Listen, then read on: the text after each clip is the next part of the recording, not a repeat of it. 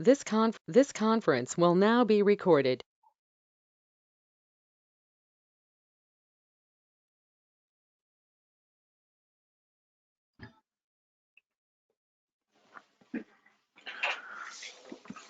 Beleza, pessoal? Tem mais 2 minutinhos aí. Se vocês quiserem, vocês podem ligar as câmeras, e daí eu consigo enxergar vocês também. E vocês podem liberar o microfone aí para fazer pergunta a qualquer hora. Então isso aqui é uma aula, tá? Como a gente estivesse como se estivesse na sala de aula mesmo. Então vocês podem erguer a mão aí que eu consigo ver todo mundo ao mesmo tempo. Então, se quiserem perguntar, erguer a mão, é só erguer a mão, liberar o microfone e falar, tá? Durante a apresentação, deixa o microfone fechado para não ter eco. Deixa só a câmera funcionando, deixa o microfone fechado para não ter eco, mas se quiser perguntar alguma coisa, aí levanta a mão e sinaliza aqui e aí libera o microfone para falar, ok? Então, Bruno, eu vou fechar seu microfone aí para a gente não ter eco. Mais 1 minutinho a gente começa com quem tiver. E depois, no fim da apresentação também, vocês vão ter uma atividade aí para todo mundo ter um smartphone, um celular por perto aí para a gente fazer a atividade. Sorte de quem tiver, de quem assistir a atividade inteira, porque é uma surpresa boa no final. Tudo bem. E aí, como é que vocês estão? Fala aí, Rebeca, como é que você está? O que você anda fazendo? Tô bem, agora eu tô passando na endovascular. A gente teve exames ontem, teve uma arteriografia ontem, hoje também. Amanhã tem uma angioplastia de positivo no PS. Então as atividades estão sendo mantidas na medida do possível. Bom. E você, Bruno? Espera aí que eu tenho que liberar seu microfone. Seu microfone está... Aí, pode falar.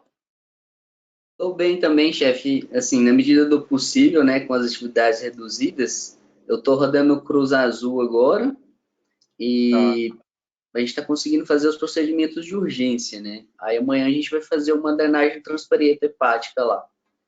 Está reduzido, mas estamos conseguindo fazer alguma coisa. Tá joia. Beleza, então. Então vamos lá. 6 horas, tá valendo. Então vamos começar, tá?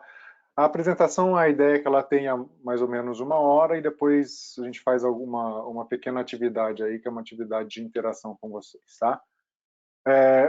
Qual que é a ideia aqui?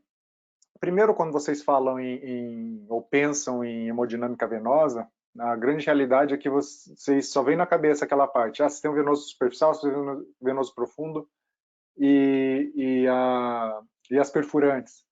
Mas a grande coisa aqui que eu quero mostrar para vocês é o que isso realmente é útil no dia a dia, né? Para você ver qual que é a importância real de conhecer tudo isso.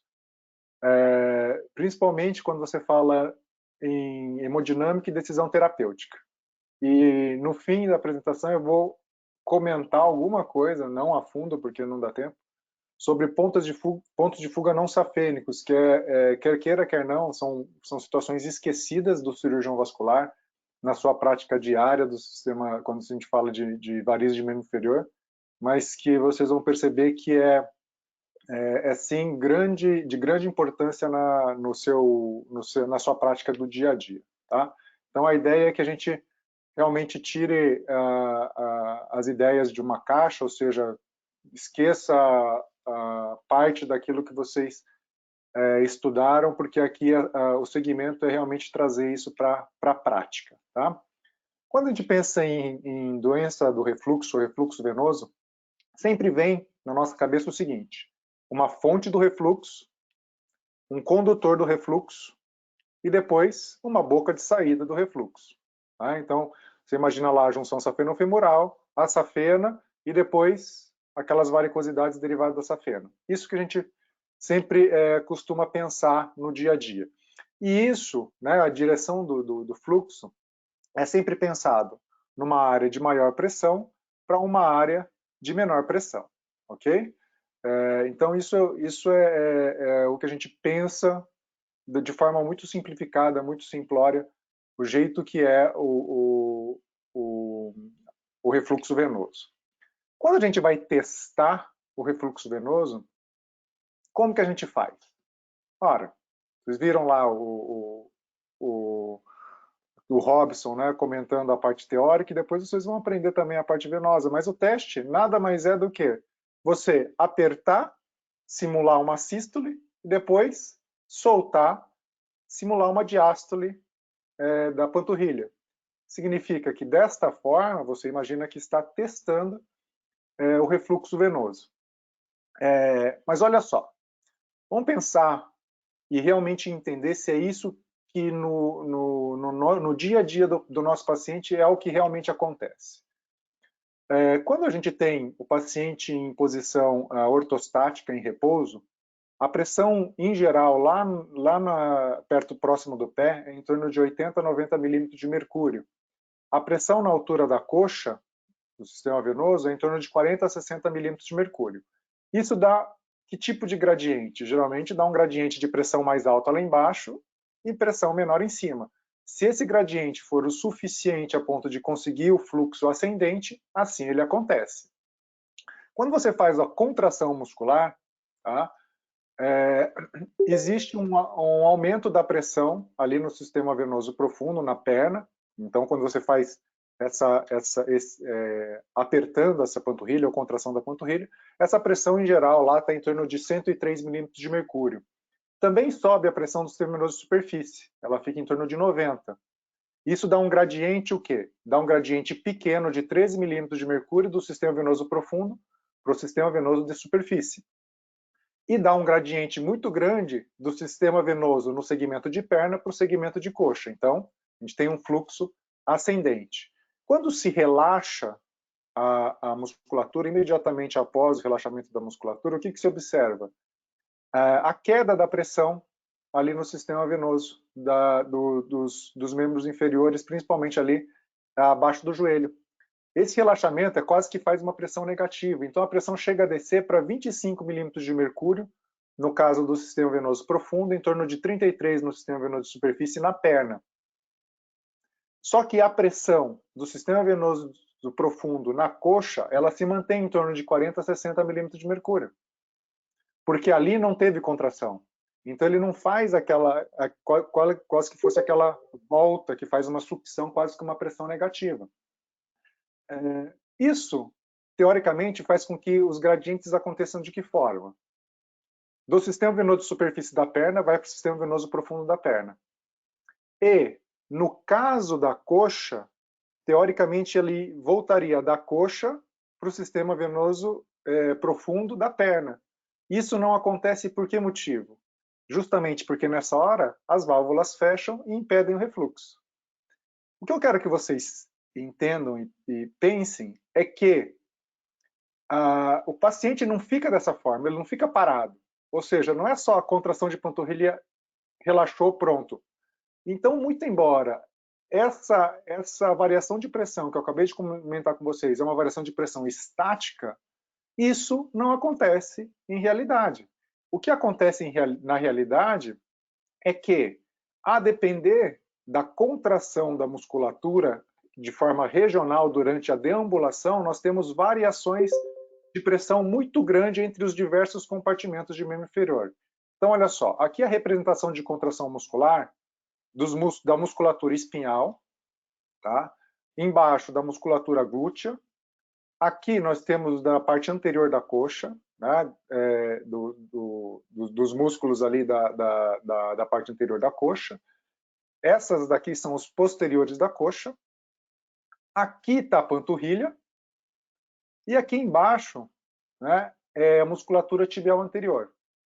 E isso, ao longo do tempo, está simulando uma caminhada. Então, percebam a variação que acontece durante a caminhada entre contração e relaxamento da musculatura dos diversos compartimentos. Por exemplo, pegue ali a musculatura anterior de coxa. ela é praticamente antagônica em relação à contração, de contração da panturrilha. Percebam que quando a panturrilha está contraindo, a anterior de coxa ela está relaxada ou relaxando.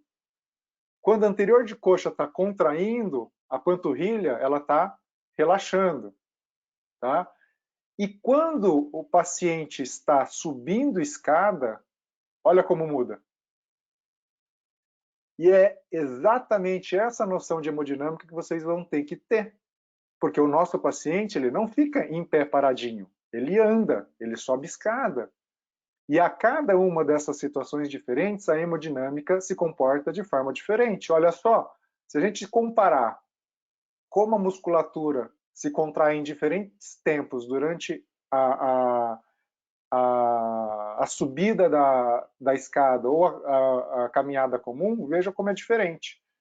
Então, aqui vocês podem ver como que é a relação de contração de musculatura panturrilha-coxa. Panturrilha-coxa.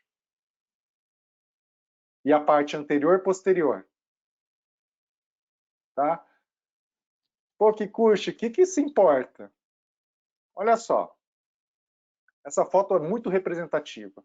Na hora que a musculatura está contraindo, o que acontece com a pressão do sistema venoso? Ela aumenta. Na hora que a musculatura está relaxando, a pressão do sistema venoso cai. Ou seja, quando a panturrilha contrai, a pressão do sistema venoso na perna é muito maior do que na coxa. E aí tem um fluxo de baixo para cima. Agora, quando a musculatura da coxa está contraindo, qual que é a tendência do fluxo venoso? E da coxa para a perna. E não com pouca força, com muita força. Tá? Então veja só que durante a deambulação, aquela representação nossa do teste de refluxo, que é só apertar a panturrilha, cara, não vale nada. Tá? É inútil. Tá certo? Por quê? Você tem que imaginar que a coxa está fazendo muita força e empurrando o sangue para baixo. E aí que entra a grande competência das válvulas, tá? Então, olha só. Usualmente, o gradiente de pressão ambulatorial médio, tá? Da região tibial posterior para a poplítea, dá uma diferença de 33 milímetros de mercúrio. Um pouquinho mais para a região da região femoral para a região tibial. Tá? Então, isso é uma variação de gradiente pressórico médio, tá certo? E, obviamente, onde tem maior pressão, empurra o sangue para o outro lado. Então, nesta situação, quando a coxa está contraindo e a musculatura da panturrilha está relaxada durante a deambulação, a pressão na coxa é muito maior que na panturrilha, tendendo a empurrar o sangue muito para baixo. Tá? Acontece que, se nós tivermos uma ligação desses dois compartimentos, onde não existe válvula, onde há insuficiência de válvula, o que acontece? O fluxo escapa justamente por esse shunt. Então, a grande realidade é que a insuficiência venosa, como a gente pensa, o fluxo vindo de cima para baixo, ela só acontece porque acontece em shunts entre os dois compartimentos, o compartimento de coxa e o compartimento de panturrilha. Olha só, vamos imaginar que existe falha da válvula da veia safena ali. O que acontece? Quando está o paciente em repouso, tá certo? Em repouso em posição ortostática, a pressão em cima é menor. O sistema venoso profundo está ok, mas não suportando o peso da coluna de sangue, o fluxo ali na veia safena acaba caindo. No momento que a musculatura contrai, lembre-se daquele gradiente, né, 103 milímetros de mercúrio ali na panturrilha, acaba empurrando para o sistema venoso de superfície e para a região da coxa. E quando você faz a diástole, a quantidade de sangue que reflui pelo seu shunt é muito maior. E a pressão da safena insuficiente ali embaixo passa a ser maior por conta dessa ocasião. Então, veja só que existe uma variação constante de pressão, inclusive com a safena insuficiente. Tá? Isso faz com que nem sempre o fluxo de uma safena insuficiente seja de cima para baixo. E ela é tanto pior ou aumenta muito a pressão da safena na parte da perna, se a safena for insuficiente, no momento de contração da musculatura da coxa. Tá?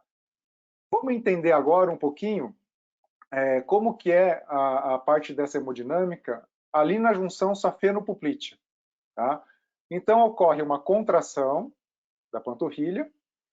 Então, com isso, o fluxo ascendente pelo diferente gradiente de pressão. E parte desse fluxo, se existe um escape da válvula terminal da junção safeno-poplítea, vai para a extensão cranial da veia safena parva ou veia Giacomini. Tá? E na veia safena magna, fica tudo bem, ascendente ali. Muito comumente, essa extensão cranial, ela comunica também junto com a veia safena magna. Então, isso é muito comum, vocês acompanharem a extensão cranial e ela se juntar lá na veia safena magna. Tá? Então, esse fluxo aqui acaba sendo absolutamente normal. Agora, se a safena magna é insuficiente em algum segmento, olha o que acontece com a hemodinâmica. Na diástole, esta safena aceita a diferença de gradiente de pressão da coxa para a perna e acaba aceitando esse refluxo, tendo uma pressão lá embaixo aumentada também. Mas de onde veio esse fluxo, essa origem? Ela veio justamente da contração anterior da panturrilha, empurrando o sangue lá para a extensão cranial. Tá? E esse tipo de refluxo, ele não vem da sua junção safeno-femoral, tá? E vem da extensão cranial ou vem ali da veia Giacomini. É justamente esta situação que é chamada de refluxo paradoxal, que é essa descrição feita pelo Teiva Kumar. Então, o grupo do Teiva Kumar é um grupo do Reino Unido que eles investigam muito essa parte da hemodinâmica. Então, olha só o que acontece. Funciona como se fosse um sistema de hidrodinâmica, né? Então, imagina, contraiu, durante a contração ou relaxamento, esse fluxo vem ascendente pela junção safeno-poplítea, atinge a veia Giacomini ou a extensão cranial e acaba drenando por uma veia safena magna insuficiente, mas não a partir da junção safeno-femoral, a partir da sua metade ou a partir da sua válvula pré-terminal, que é que seja. Tá? Nesta situação, para tratar essa situação, muitas vezes você vai lá e acaba tratando a veia safena magna, porque ela é quem? Ela é o recipiente final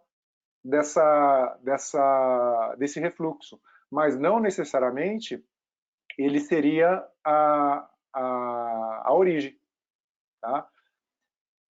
Geralmente esse tipo de refluxo, quando acontece, ele não acontece com veias safenas magnas de grande calibre, mas é comum este segmento acontecer isso e drenar para uma tributária de grande calibre.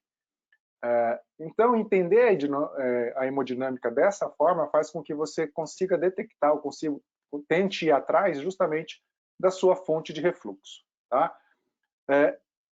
Portanto, a gente pensa na veia de Giacomini dessa forma. Uma das situações é esse refluxo ascendente da veia de Giacomini. Então, onde está o gradiente pressórico, sua fonte? Acaba sendo desta forma. E isso piora muito no momento da contração da coxa, onde há um gradiente de pressão muito grande da coxa para o segmento de perna. Tá? E qual que é o sistema condutor do refluxo? Justamente, inicia pela veia de Giacomini e acaba na veia safena magna. Tá? Então, quando fala em padrão de refluxo da veia de Giacomini, um dos padrões é esse. Tá? Outro padrão é aquele que vem da junção safeno-femoral,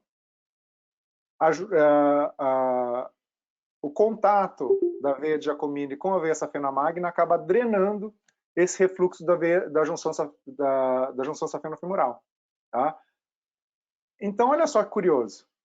A gente tem um refluxo descendente na Giacomini e um refluxo ascendente na Giacomini. E mais, a gente pode ter uma perfurante no meio de coxa e essa perfurante ser insuficiente, incompetente. E no momento que a coxa contrai, essa perfurante pode deixar vir o fluxo para cima e a Giacomini drenar tanto para baixo quanto em direção à veia safena magna.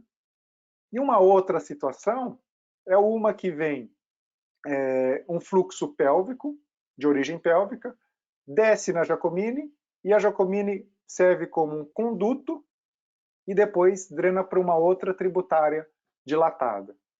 Percebam que a Giacomini, quando você fala a Giacomini está incompetente, você está usando uma denominação errada.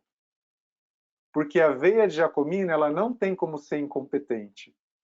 Porque a veia de Giacomini ela nunca é a fonte do refluxo, e sempre ela é uma ponte para o refluxo.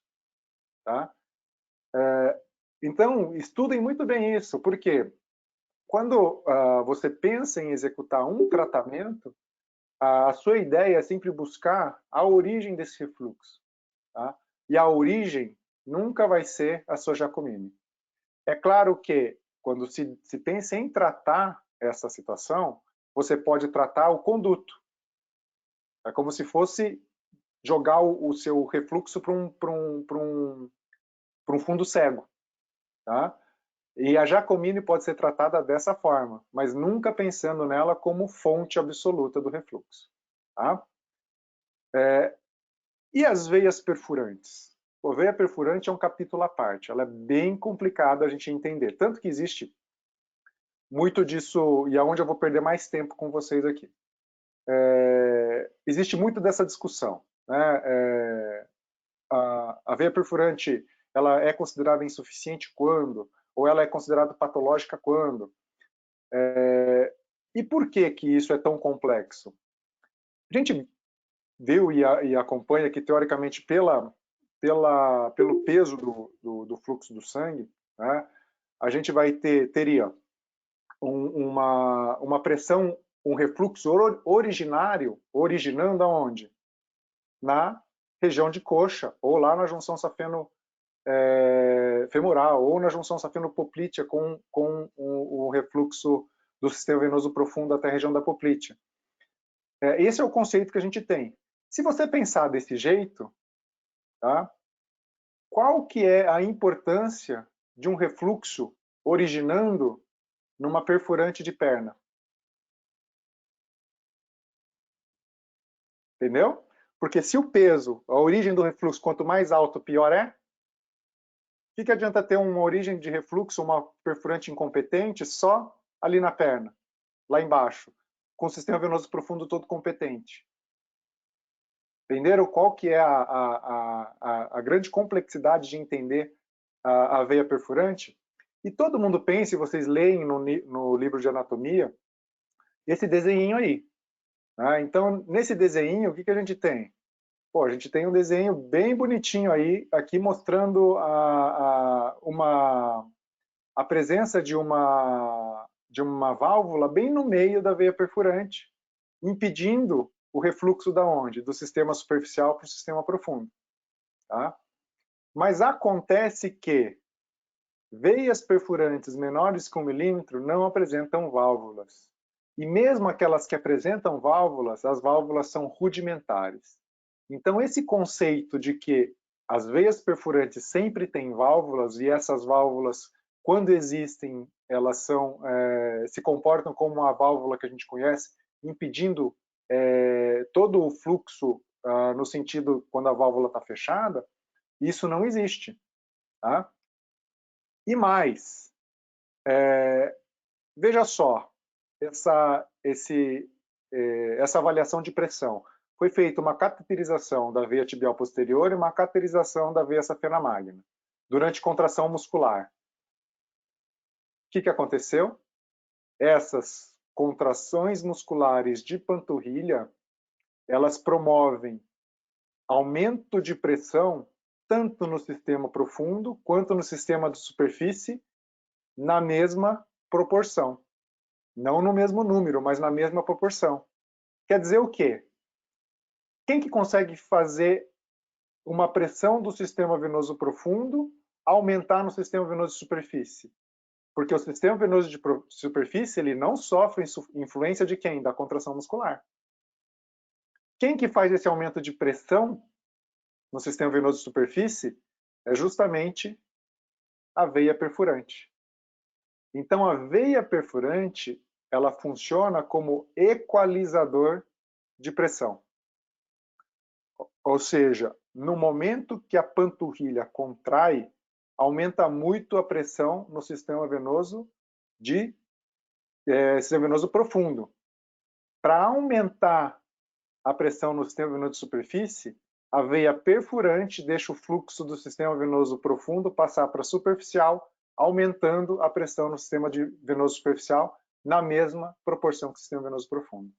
Então, o conceito de que o fluxo da veia perfurante interna é sempre unidirecional cai por terra já só com essa avaliação de diferenças de pressão.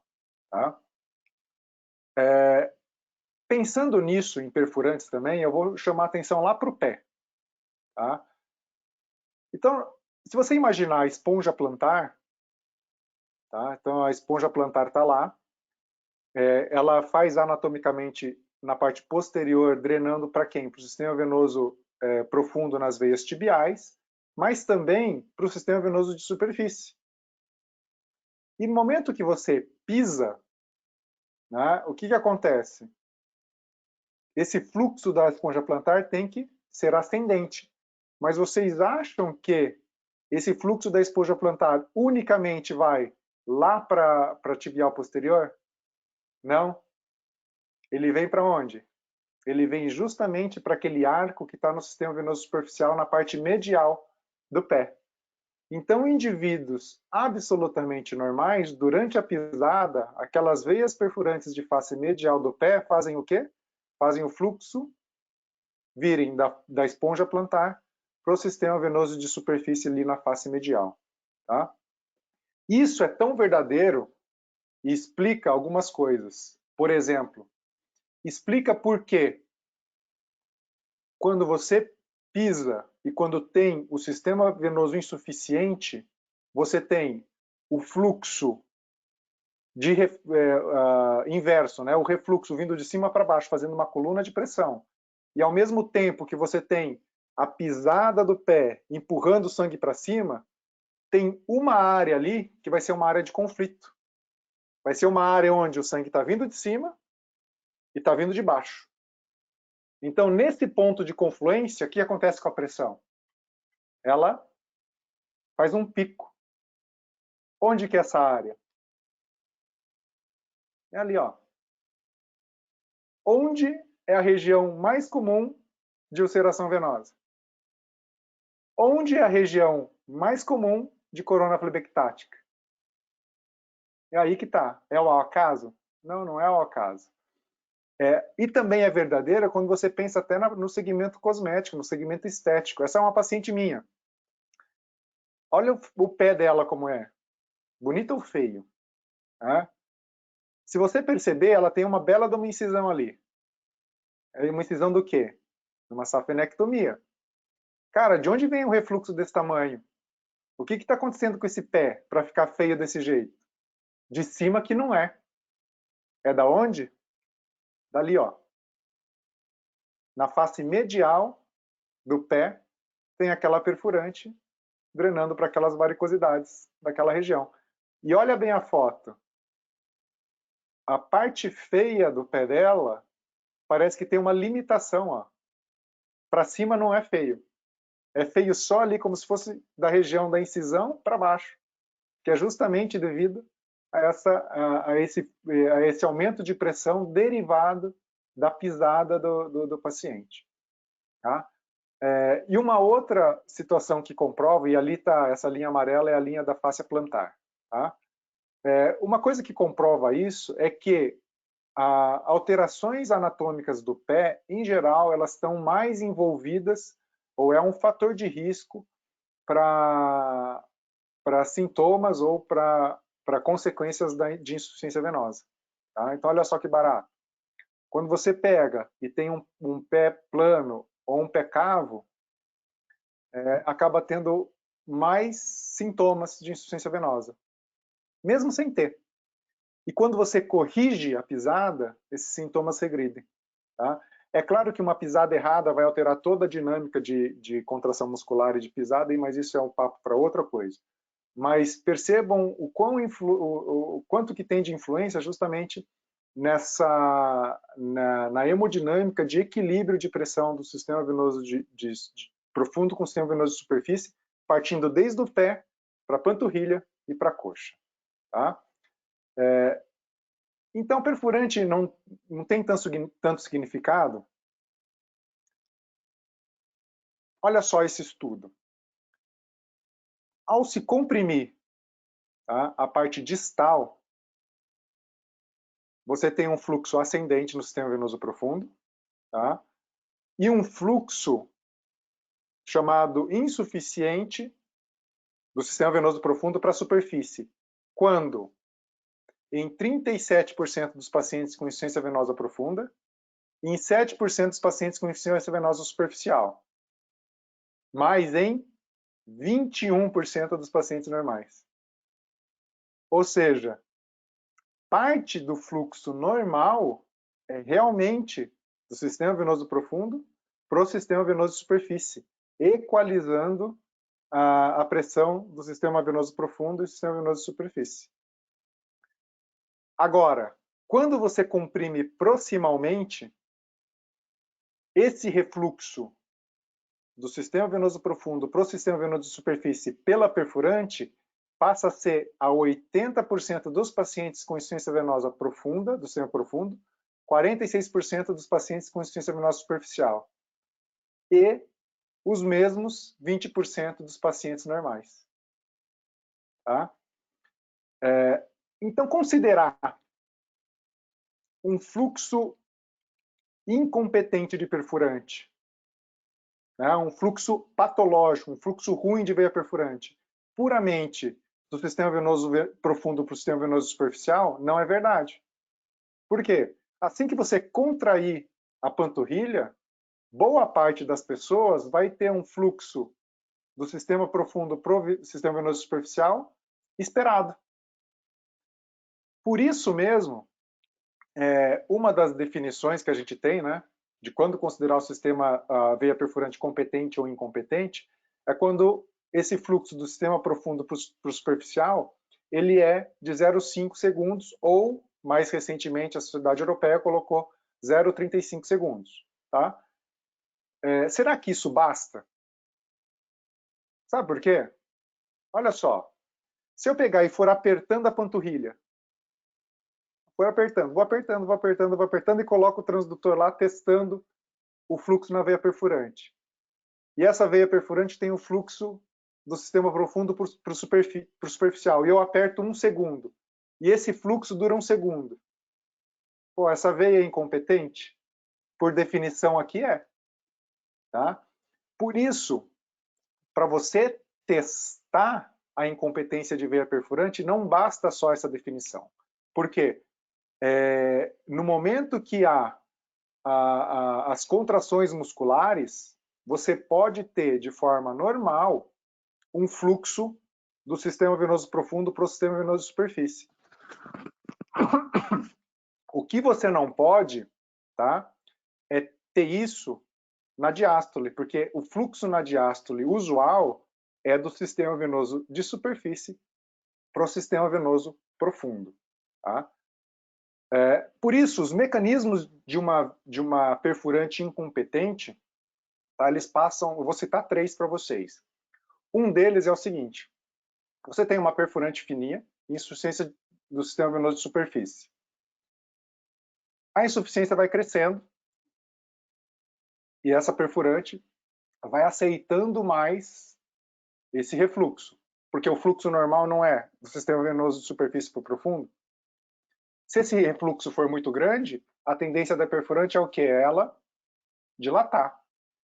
Ela chega a dilatar num ponto que, na contração da panturrilha, ela passa a deixar o fluxo vindo do sistema venoso profundo para o sistema venoso de superfície. Até chegar um momento que ela dilata tanto que esse fluxo do sistema venoso profundo para o sistema venoso de superfície passa a ser uma rotina em toda contração.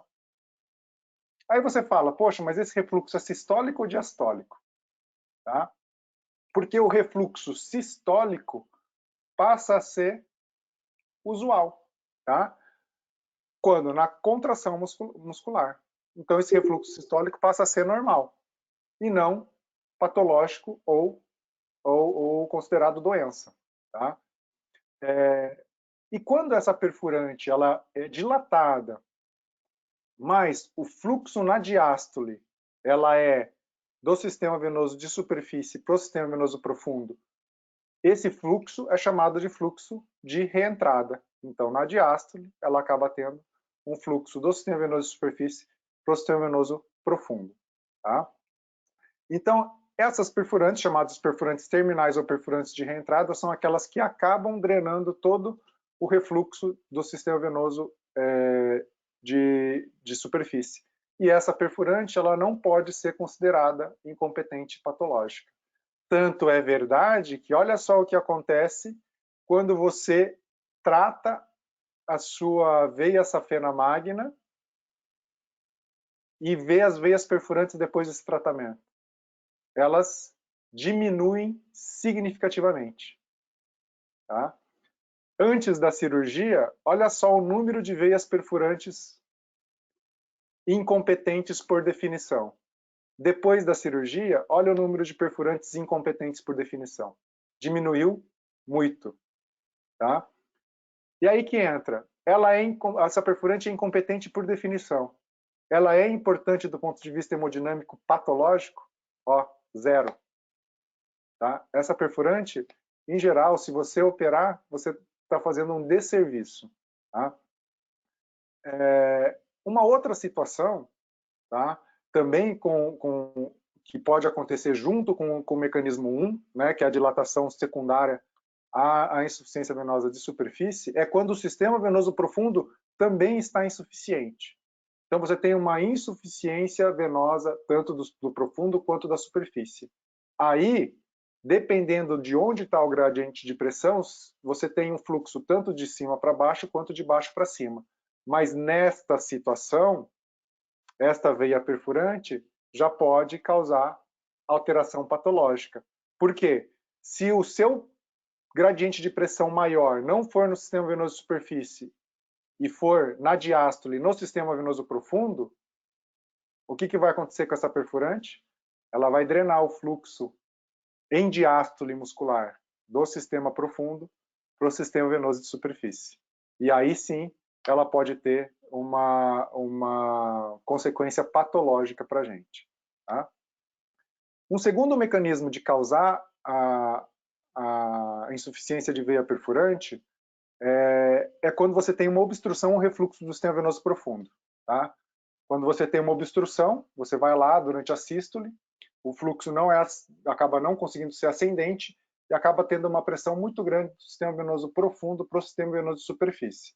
E depois, no refluxo, na parte diastólica, essa veia perfurante que se dilatou acaba pegando esse refluxo ou obstrução do sistema venoso de superfície e mandando do sistema venoso profundo e mandando para a superfície. Tá? Mas por que você tem que entender quando acontece esse tipo de situação? Porque a gente não comentou que a veia perfurante ela é um sistema de equalização de pressão. Se você tiver uma obstrução do sistema venoso profundo proximal, se você ocluir essa veia perfurante, o que você está fazendo? Você está impedindo um sistema de equalização de pressão, consequentemente, a sua pressão do sistema venoso profundo acaba sendo muito maior. Tá? É a tal das varizes secundárias uma obstrução. Ou seja, o sistema venoso de superfície acaba sendo o quê? Acaba sendo o seu sistema principal de drenagem por conta da obstrução proximal. Poxa, se isso é uma verdade, e essa veia perfurante incompetente, ela está fazendo o quê? Ela está compensando a alta pressão do sistema venoso profundo. Se você for e tratar essa veia perfurante, você está piorando o quadro do paciente, tá? E não melhorando, tá? Quando você tem o pior dos quadros, que é a associação da incompetência do sistema venoso profundo e superficial, você acaba tendo uma hipertensão venosa grave e o fluxo da perfurante vai depender de onde está o gradiente de pressão. Tá? Então vejam só o tanto que é complicado entender veia perfurante. Tá? Quando foi se estudar a relação de veia perfurante, o sistema venoso profundo, sistema venoso superficial, veja só, quando houve um somatório dos dois sistemas, da incompetência dos dois sistemas venosos, né, a gente tem uma maior gravidade de sintoma e maior gravidade de doença. Até aí, nada além do esperado. Por isso, a importância da veia perfurante nessa situação, quando você tem incompetência dos dois, antes de você decidir o que tratar e o que fazer, tem que entender o que a perfurante está fazendo em relação a equalizar a pressão de um lado para outro. Tá? O terceiro mecanismo é um mecanismo chamado de degeneração natural, onde haveria uma degeneração primária da própria veia perfurante, e aí, a partir disso, ela passaria a ficar incompetente. Tá? Diante dessa complexidade da hemodinâmica da veia perfurante, o que acontece? Tem gente que fala que não precisa tratar a veia perfurante, porque ela, a depender da situação, não reduz a recorrência. É isso que foi visto aqui nesse estudo. Tá? Isso foi uma revisão, e ele citou um estudo onde em 145 membros havia 850 veias perfurantes insuficientes. E tentou ligar todas. Tá? Só que em 3 anos, 76% dos membros tinham 380 novas perfurantes insuficientes. Tá? Então, sair ligando tudo parece não ser realmente uma situação adequada. Mesmo porque, se 60% das perfurantes que eram normais acabaram ficando incompetentes, independente de você ter ligado as doentes anteriormente. Tá? Por isso, pensem sempre em diferença de pressão e onde estão os shunts dessa diferença de pressão. Tá? Esses shunts podem estar ligando dois compartimentos, coxa e perna, como as veias safenas magnas, ou, no caso, em veias perfurantes. E aí você pensa na veia perfurante de coxa que tem refluxo diastólico, o que acontece? Você tem a origem do refluxo em qual compartimento? Aquele compartimento mais alto. Enquanto que a chamada veia perfurante de perna, o seu refluxo, pela pressão, pela diferença de pressão, ela acaba sendo muito menos importante. A não ser que você tenha uma grande insuficiência associada do sistema venoso profundo. Aí a perfurante de perna passa a ter alguma importância patológica. Caso contrário, não tem. Tá?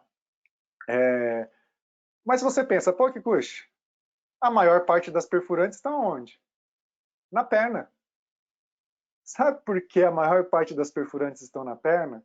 Porque se a veia perfurante é uma veia de equalização de pressão, em qual região é mais importante ela equalizar a pressão durante uma contração muscular? Durante a contração muscular de panturrilha ou de coxa? Panturrilha. Por isso que a gente tem um monte de perfurante na perna e tem menos perfurante na coxa, tá? Mas se vocês, e é isso, você vê em estudos, né? Mas o interessante é que se você pega estudos anatômicos, ultrassonográficos de veias perfurantes, aqui achando mais de 1.200 veias perfurantes insuficientes. Tá? A maioria está onde? Abaixo do joelho. Tá? E aí que eu acho engraçado, simplesmente de forma anatômica, ele chegar às conclusões de que perfurante insuficiente tem um papel crítico na insuficiência venosa. Tá? Porque não é só isso que importa. O que importa, além disso, é o que a perfurante está fazendo. Porque se assim fosse, por que a gente não trata todas as perfurantes insuficientes? Né? Isso explicado, passa a ser mais fácil vocês entenderem por que uma perfurante só é considerada insuficiente ou incompetente quando ela tem um refluxo maior do que 0,5, mas esse refluxo tem que ser diastólico e centrífugo. Ok? Tem que ser em relaxamento total da musculatura. E, mesmo uma perfurante incompetente, ela pode ser não patológica. Quando? Quando ela não causa nenhum problema no sistema venoso de superfície. Quando ela causa consequências, ela passa a ser considerada patológica. E o que as nossas orientações falam? Elas falam justamente o seguinte. A SVS e o AVF, eles falam que existe uma sugestão de tratamento de veias perfurantes somente as patológicas. E há um grau de recomendação fraco com nível de evidência moderado. Está vendo o grau de importância que eles dão nas perfurantes? Por quê? Porque faltam estudos e faltam conceitos hemodinâmicos para você realmente entender a real necessidade de tratamento de perfurante. Então, só há uma sugestão de tratamento de veia perfurante quando elas forem patológicas. Tá? E há uma recomendação contra o tratamento seletivo no caso de perfurantes insuficientes em pacientes CEAP baixo. Ok?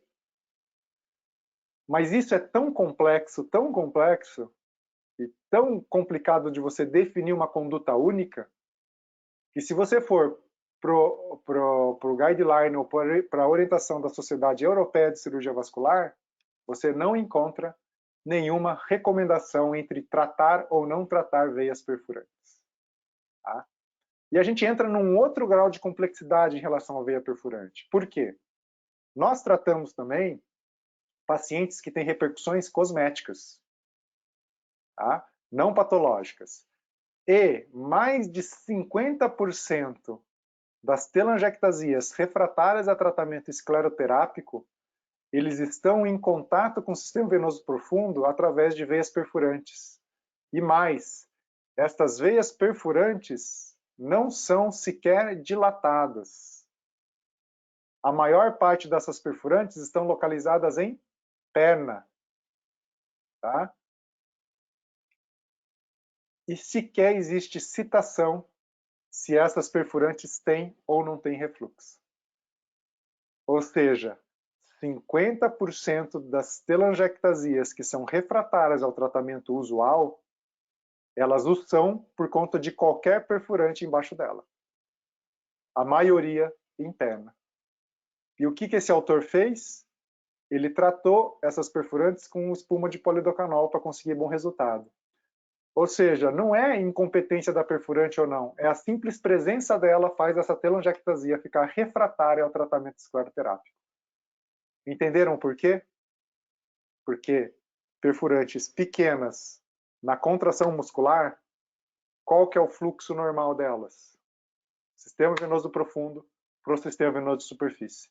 E quanto mais forte for essa contração muscular, o que acontece com a pressão do sistema venoso de superfície imediatamente em cima dessa perfurante? Fica muito alta. Tá? Uma outra situação em veia perfurante, eu vou remeter ali para a lateral de coxa, porque tem um estudo brasileiro que fala justamente sobre perfurante e essas veias reticulares. Quando vocês olham essa imagem, todo mundo fala, a veia reticular está fazendo o quê? Está indo para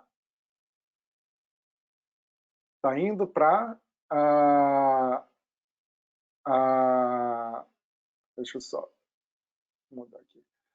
Está indo em direção às telangiectasias. Né? Isso que todo mundo fala. Mas prestem atenção no que vocês estão pensando ou falando. Isso aqui é justamente contra o refluxo chamado o quê? Gravitacional. Se a sua veia reticular é a nutridora daquelas telangiectasias, ela está nutrindo em que sentido? Está nutrindo de baixo para cima, tá?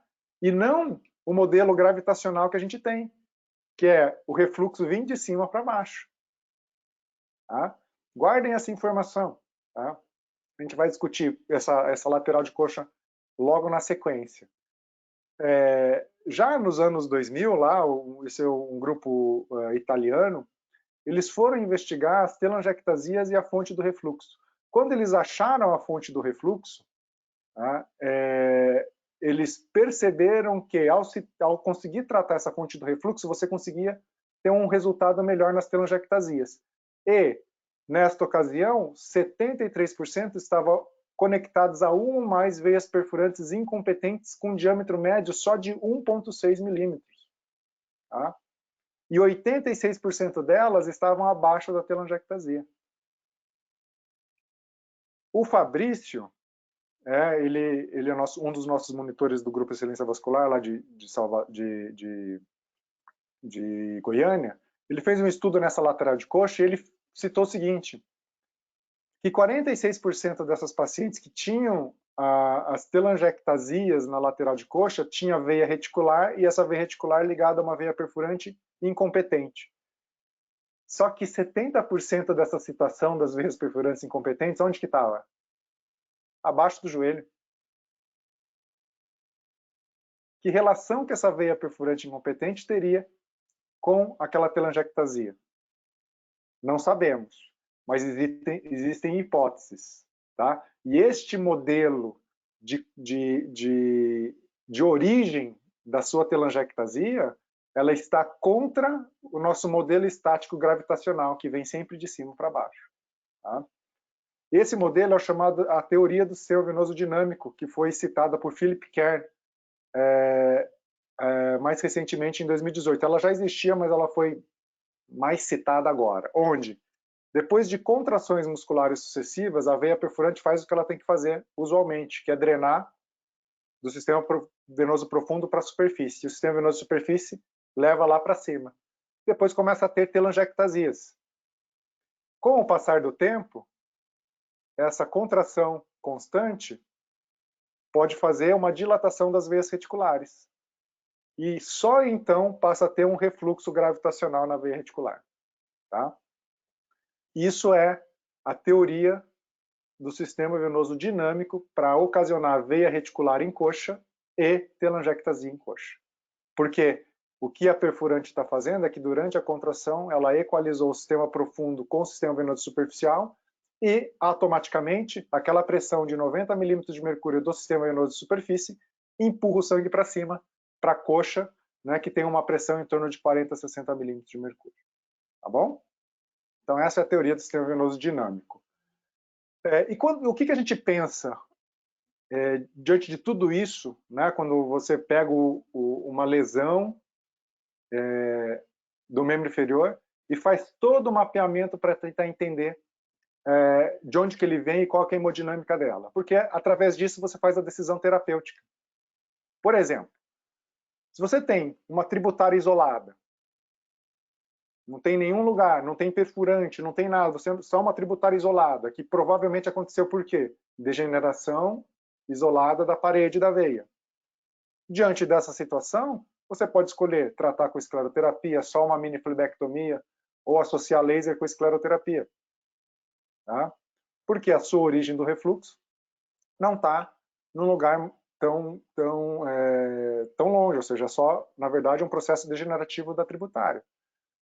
Quando você tem uma tributária dilatada, mas ela está ligada a uma veia safena magna, e essa veia safena está competente, o que você tem que pensar? Tem que pensar que durante a contração muscular, tanto de coxa quanto de panturrilha, o que está acontecendo com a pressão dentro da veia safena magna? Ela está aumentando. E o que essa tributária vai fazer? Vai aceitar essa pressão aumentada. Ou seja, para você tratar desta forma, você vai precisar desconectar esta tributária dessa veia safena magna. Como? Você pode fazer escleroterapia com espuma ou uma mini flebectomia. O que não funciona aqui? O laser transdérmico, por exemplo. Tá? E se você pensar nessa situação de tributária em contato com a veia safena magna, onde que ela é pior? Quando ela origina na coxa ou quando ela origina na perna? Ou seja, quando esse contato de tributária está na perna ou na coxa? Na coxa. Tá?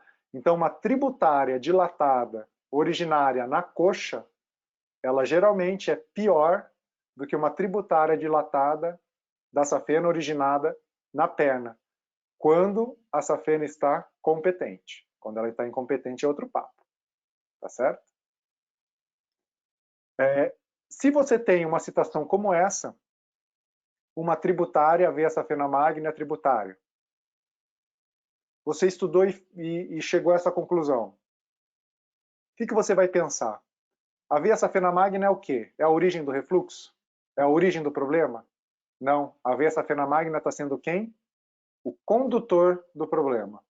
Então, para esta situação, o mais adequado a se pensar é simplesmente desconectar as tributárias e tratar as tributárias. Tá? E isso é um exercício que a gente faz o tempo todo na perna. Porque, como eu disse para vocês, é uma situação extremamente dinâmica e individual. Por exemplo, quando tem já um refluxo desde a junção safeno-femoral e essa tributária derivada dessa safena magna com refluxo da junção safeno-femoral, você já pensa em tratar a fonte, a origem do refluxo, né, a fonte do refluxo, que é a junção safeno-femoral e consequentemente, a veia safena magna. Tá? Quando você tem só a veia safena acessória, é a mesma situação. Você pensa em tratar a origem do refluxo, que é a veia safena acessória anterior.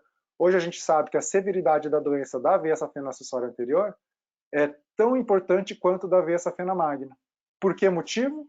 Porque a origem do refluxo é em coxa. E a hemodinâmica funciona exatamente igual.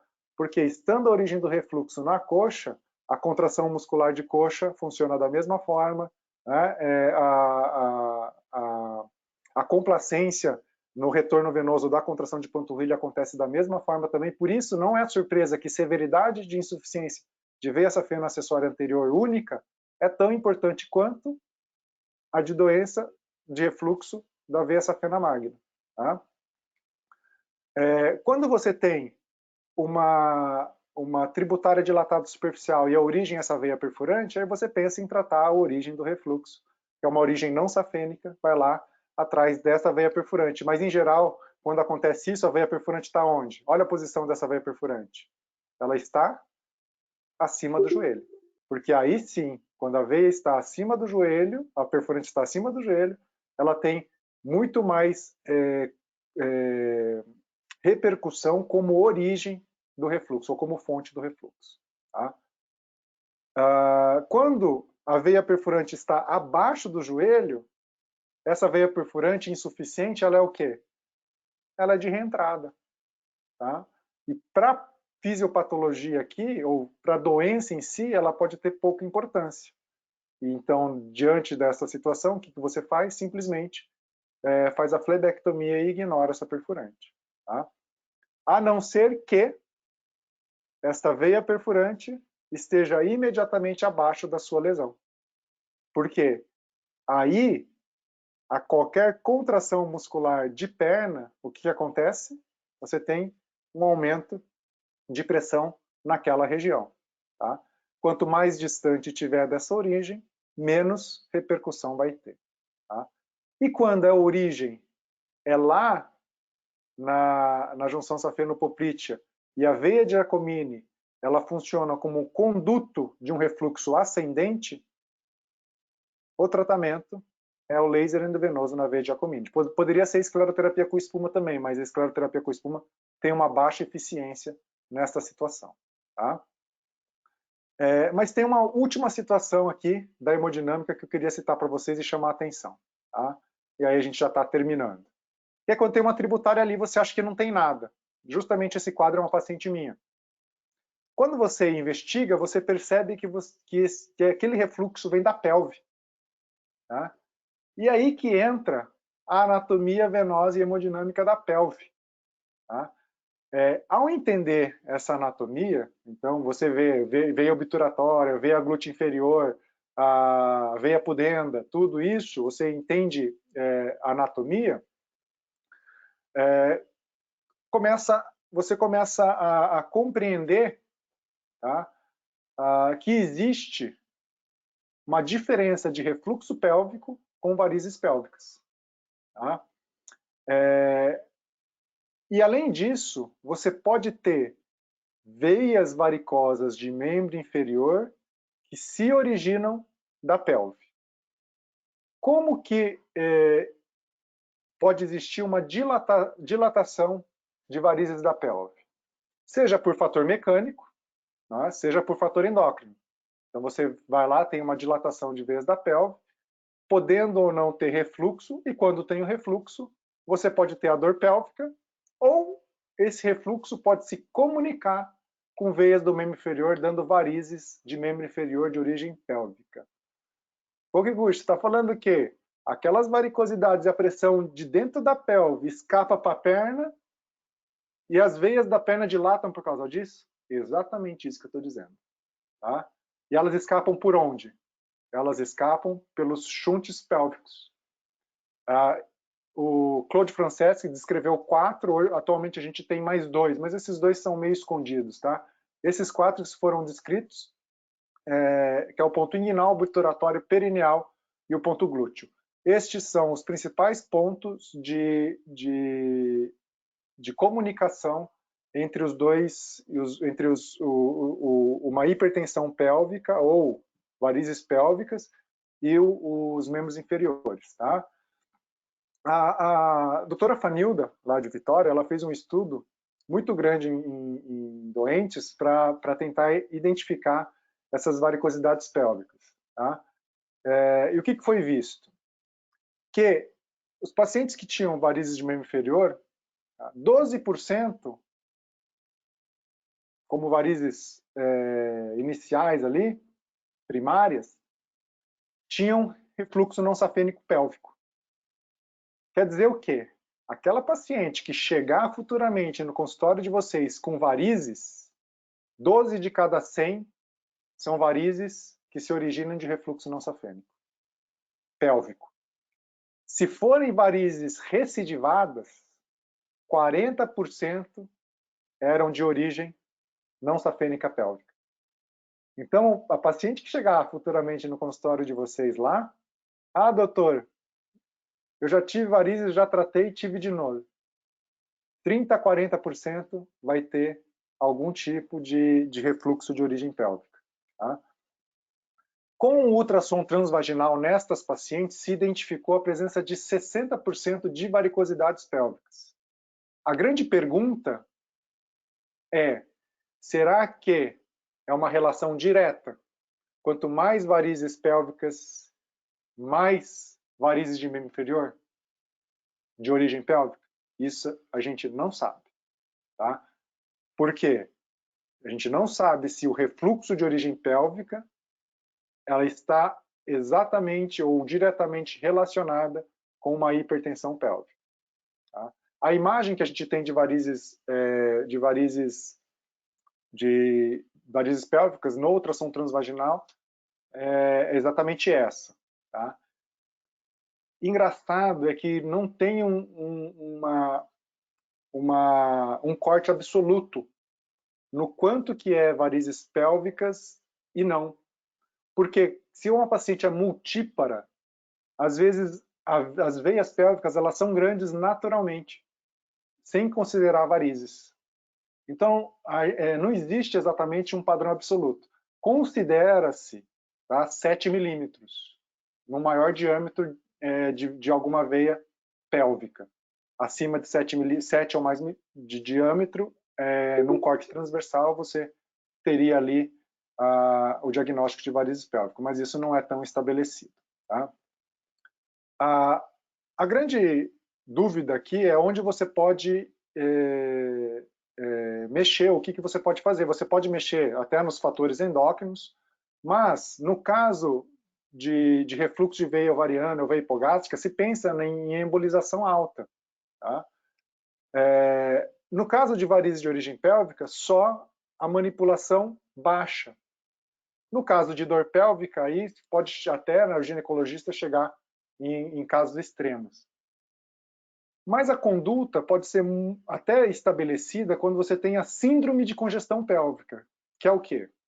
Quando o paciente tem refluxo de veia ovariana, dilatações de veias pélvicas, associado à dor, tá? Que incomodam a vida da paciente, ou a outras situações como sangramentos e tudo mais. Isso não está estabelecido no caso de varizes de origem pélvica e aumento e refluxo de veia ovariana sem síndrome de congestão pélvica. Então você pode ter refluxo de veia ovariana, dilatação de veias pélvicas e varizes de origem pélvica.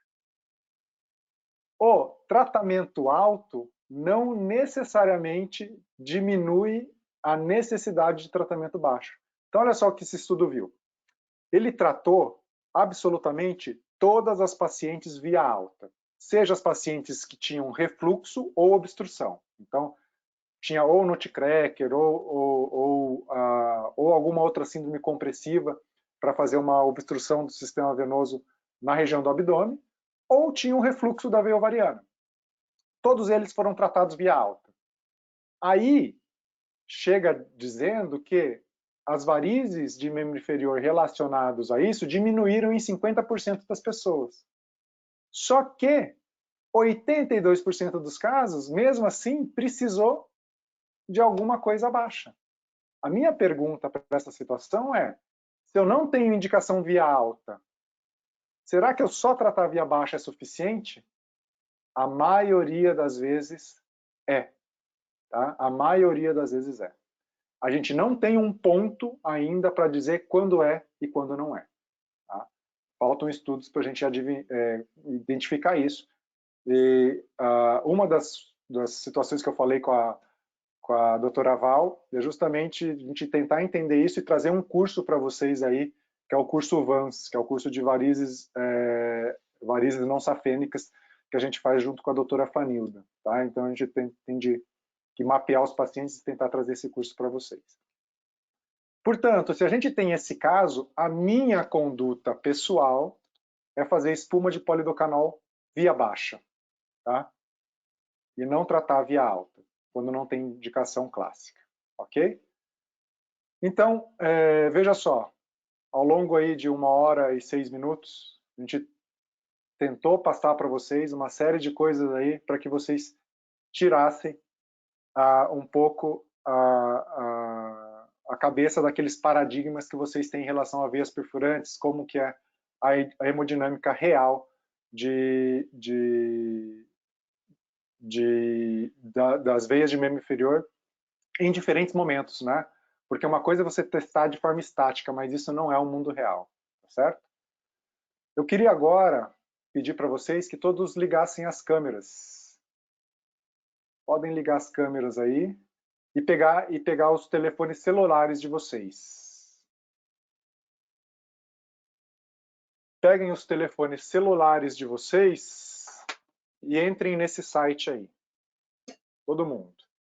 Sabe por quê? Pelo seguinte, toda a apresentação que eu fizer para vocês, eu vou colocar algumas atividades posteriores. E isso vale ponto.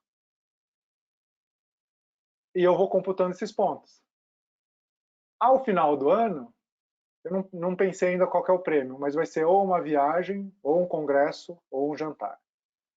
Então, quem não fez hoje, né, paciência. Quem não assistiu a aula completa pode ser que erre. Então, vamos lá. Cadê? Isso, vão ligando as câmeras aí para eu ver, tá? Vocês. Todo mundo... Não Todo tá mundo... identificando o QR Code Não, no tá, meu então... celular. Tá. Se não identificar, entra nesse site aqui, ó, kahoot.it. Tá? Aqueles que identificarem o QR Code já entra e espera lá, porque vai pedir para entrar o código, um código. Aí, a Rebeca, pode entrar nesse site e entra para começar como se fosse começar a atividade. Ok? Então vamos lá. O que a gente vai fazer agora? A gente vai fazer o seguinte. Já vou passar aqui para vocês. São 9 perguntas hoje, tá?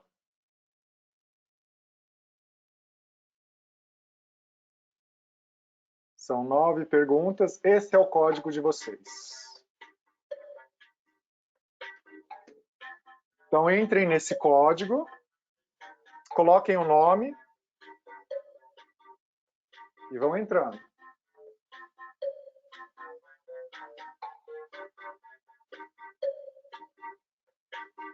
Aí, ó, Marcelo entrou. Isso, vamos entrando.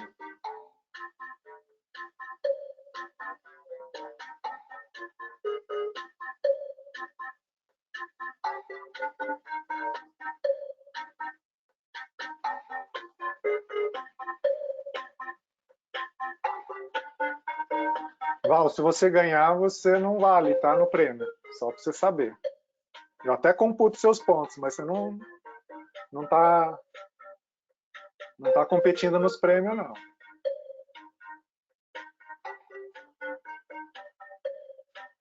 Tá conseguindo aí, Rebeca?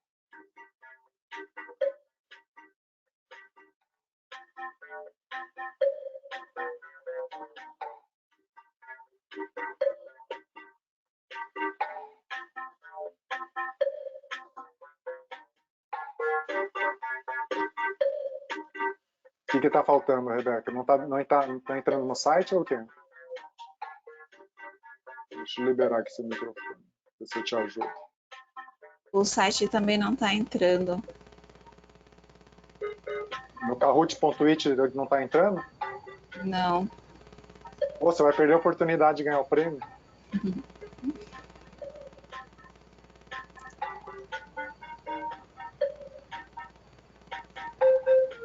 Senão vamos começar, ó. Vou dar mais um tempo aí. Porque ele tá dando no site o quê? Que não existe? Ele tá pedindo para fazer um cadastro, eu tô fazendo, mas ele não tá abrindo. Não precisa fazer cadastro, não.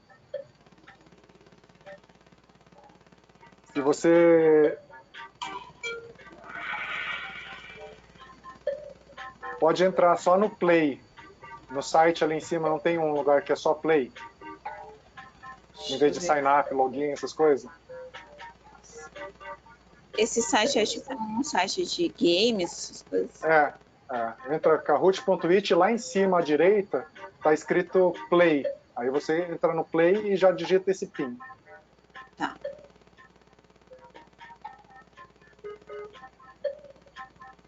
Vamos esperar só a Rebeca entrar, coitadinha. Ela assistiu toda a aula. Game PIN. É aquele Isso, número, né? 7092118. Bom, é o seguinte. As perguntas vão ser realizadas, tá certo? Vale a resposta certa, mas vale a velocidade de resposta também. Tá? Então fique esperto. Vocês vão olhar a pergunta na tela e a resposta que vocês vão bater aí no celular vai de acordo com a cor lá, da alternativa ABCD não, vermelho, verde, azul e assim por diante. Cadê você? Sua internet tá ruim? Não, tá boa até. Eu pus o PIN e ele não entrou. Deixa eu tentar de novo.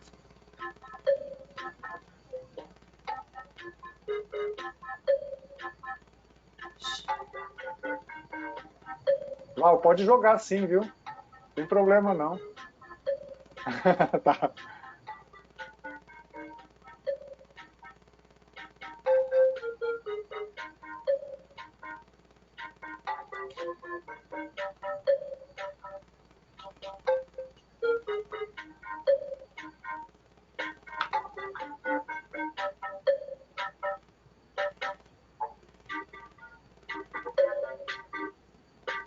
Meu não? Bom, vou ter que começar o jogo, Rebeca. Ah, agora deu. Ah, vamos lá. Valendo, hein?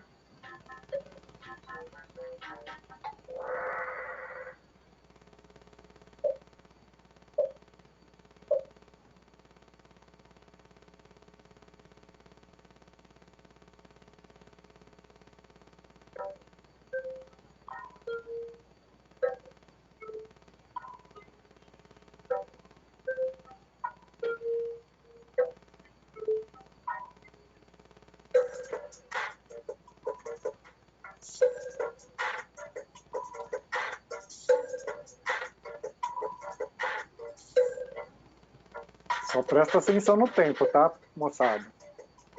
Ainda tem 30 segundos, mas se você tiver na dúvida, depois chuta. Porque senão perde a chance de acertar.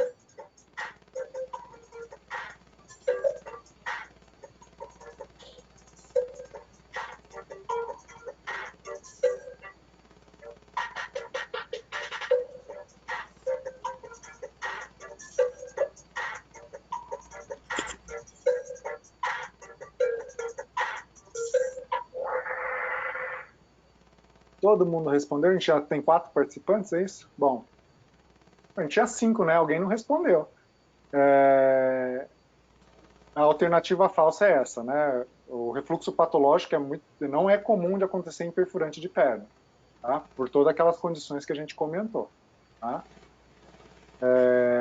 Agora, a primeira alternativa, poxa, quando você deambula no início da diástole, o que acontece? Você cria até como se fosse, entre aspas, um vácuo, né? Ela dilata e até puxa o sangue, então a pressão ali ela cai. Tá? Então tem um período da deambulação que a pressão realmente cai. E quando acontece refluxo é por quê? Porque você tem o shunt entre as diferentes de pressão, né? Então, ao ver essa fena magna insuficiente, ela é o quê? É um shunt de uma pressão maior em cima e uma pressão menor embaixo, ok? Então, vamos ver quem está ganhando. É isso aí, Rafael em primeiro, Rebeca em segundo. Segunda pergunta, verdadeiro ou falso? Essa tem que ser rápida, hein?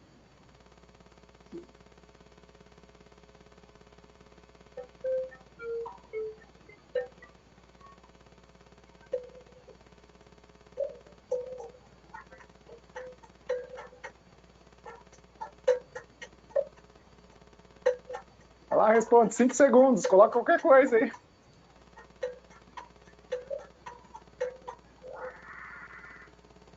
Falso. É falso, né? Não depende só do gradiente de pressão, né? Depende também da questão da competência de válvula e tudo mais. Tem alguém que não está batendo aí a tempo, hein? Fiquei esperto para bater a tempo. Vamos lá.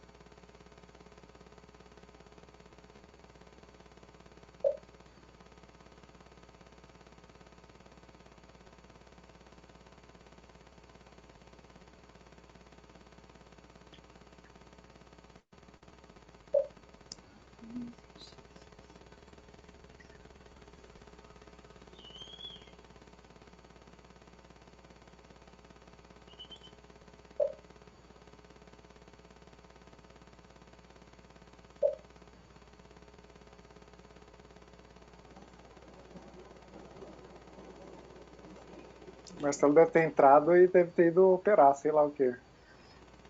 Ele não está respondendo. Vamos lá. Lembre-se, a insuficiência é da veia safena magna, ok? Mas, em algum momento, mesmo ela insuficiente, a gente tem uma pressão maior embaixo do que em cima. Então, mesmo ela insuficiente, ora, o fluxo vai ser um fluxo de cima para baixo, de baixo para cima, tá? E nem sempre de cima para baixo. A Rebeca está on fire, mas ela está atrás porque ela está demorando um pouco mais para responder.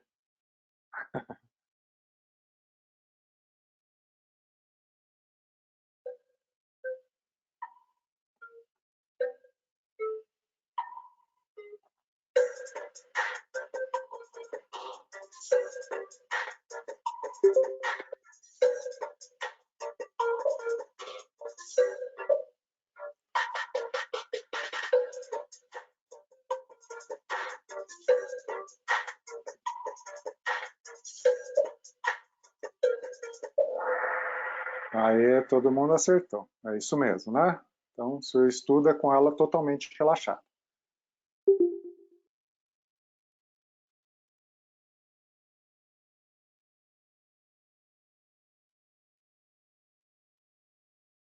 Digitar o número.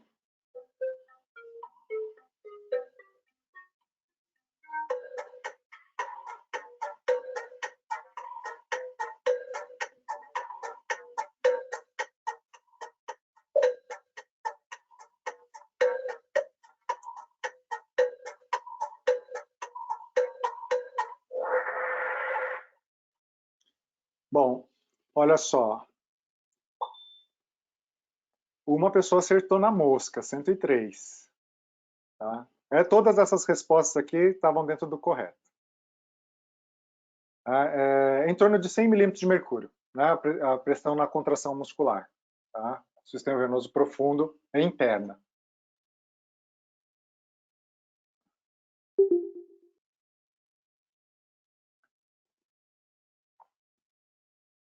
Vale o dobro.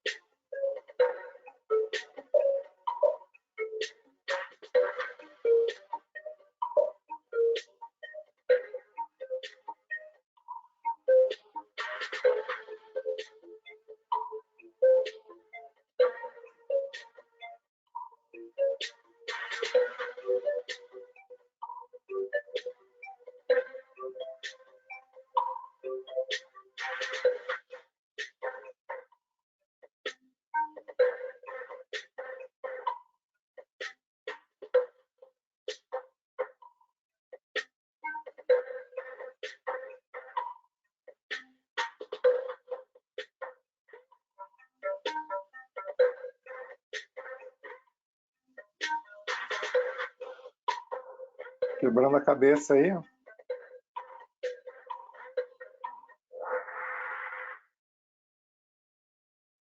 Então vamos lá. O que acontece? Primeiro a contração, aí tem as telangiectasias. Depois as veias se dilatam e o último é o refluxo. Né? Então ele não começa com refluxo.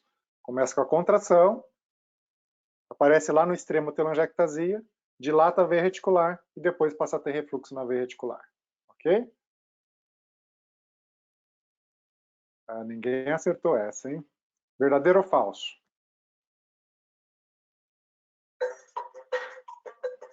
Dez segundos, rapidinho.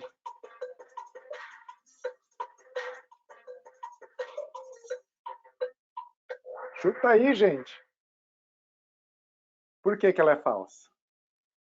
Porque para ser considerada perfurante patológica, ela tem que ser, além de incompetente, além de grande, e aí eu coloquei 3 milímetros, mas teoricamente ela é 3,5, ela tem que estar abaixo de uma úlcera ativa ou cicatrizada.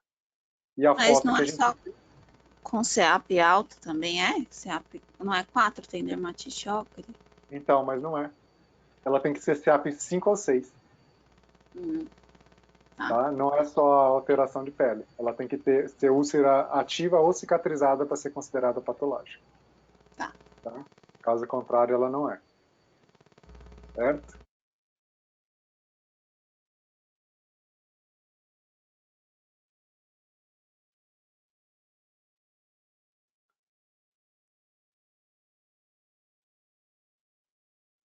Acho que vai ser difícil, vamos ver.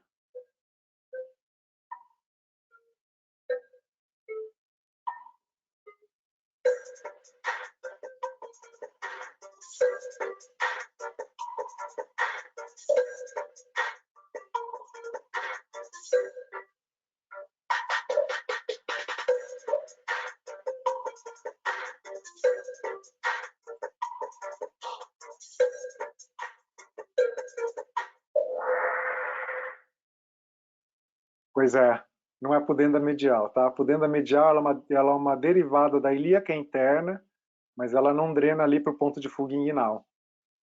Tá? Ela drena para o ponto pudendo. Então ela vai vir, é aquela que está bem... Você pega o cavalo da calça, é aquela que vem bem de dentro. Essa que vem da inguinal, ela deriva da veia uterina. Ok? Então, o da pudenda é o ponto perineal, é o ponto lá de dentro que vem, ok? O obturatório, logicamente, ela vem direto da ilíaca interna, mas é de trás, tá? Ela vem na parte posterior.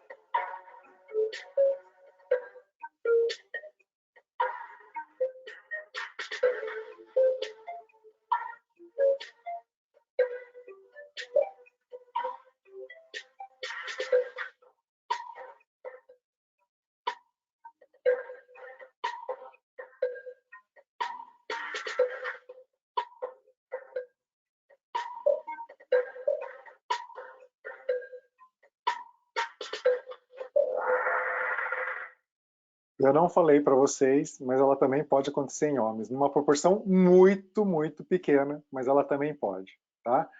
E nem sempre tem envolvimento de varizes pélvicas, né? A gente não sabe a relação ainda refluxo pélvico e varizes pélvicas. Você pode ter o refluxo pélvico sem ter varizes pélvicas? Possivelmente sim, tá? Então, não se sabe na realidade. Então, esse sempre tem envolvimento de varizes pélvicas não é uma afirmação correta, né? O diagnóstico é ultrassonográfico ou o gold standard do diagnóstico de varizes pélvicas, no caso, é a flebografia, inclusive, é o gold standard. Mas no caso de varizes de membro inferior, é o ecodoppler mesmo. Né? E, obviamente, a embolização não diminui ali a recidiva desse tipo de varizes. Ó, o Vinícius deu uma passada e agora, na verdade, é só para vocês escreverem aí qualquer palavra ou palavras, no máximo 20 caracteres. Pode escrever aí alegria, vida, tristeza.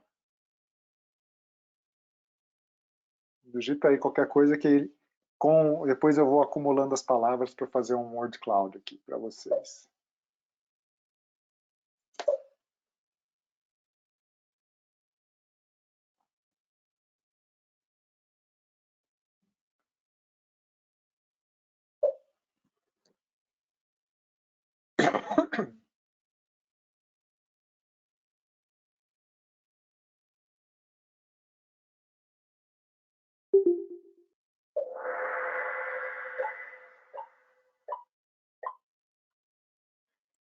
Muito bem. Vou fazer uma foto aqui.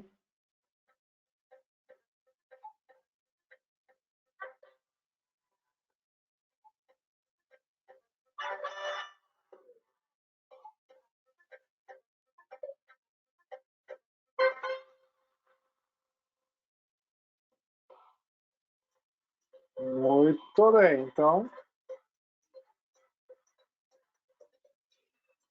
essa é a classificação de vocês.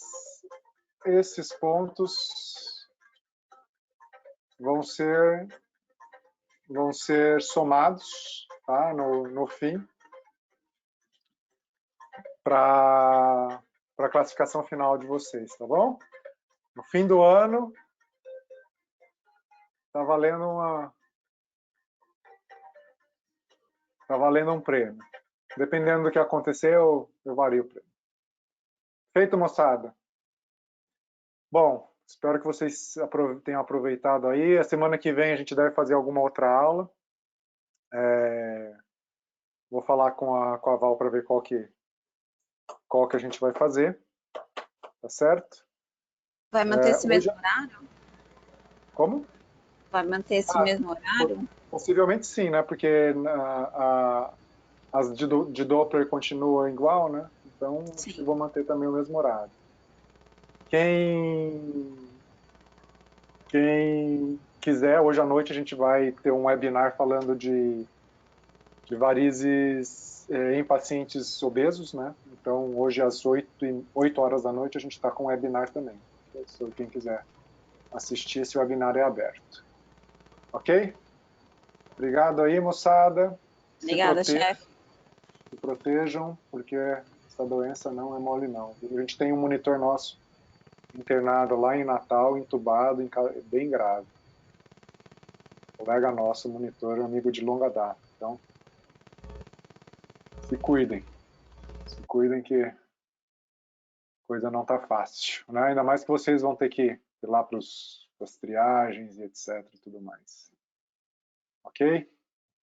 Então, valeu. Boa noite para vocês. Qualquer coisa, manda lá que a gente responde, participa, o que vocês precisassem. Valeu? Tchau. Tchau, tchau, gente. Um abraço.